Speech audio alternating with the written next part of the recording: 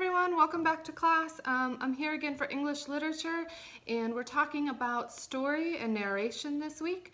There are some things maybe that the handouts don't go over or that I just want to be able to talk to you in person about. One of those is story.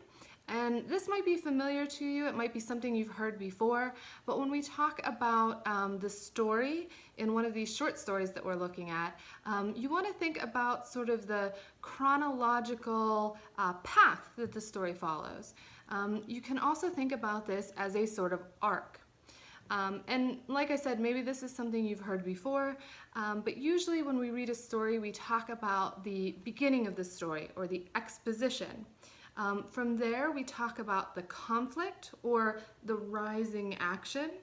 At some point, a story hits a climax when, the important thing happens, the thing that changes everything, maybe something that gives us a theme of the story. And finally, we have what's called the falling action, or if you want to be fancy in French, you can say dénouement, right? So thinking about the story arc is something to keep in mind as you're reading short stories, and also narration. So I want you to pay careful attention to who the narrator is in each of these short stories. The narrator is the person who's speaking to you, right? So the narrator can be the first person, and you'll be able to tell that if you see lots of I, me, my in the story. If the narrator says, I did this and I did that, you've got first person.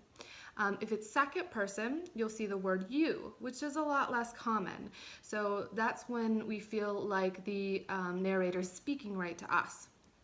And if it's third person you will see he, she, it.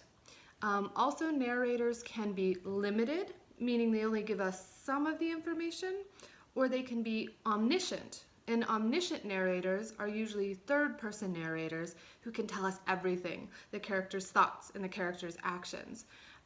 So just keep those things in mind as you're reading your short stories the first few weeks, and I look forward to discussing with you in class. Thanks!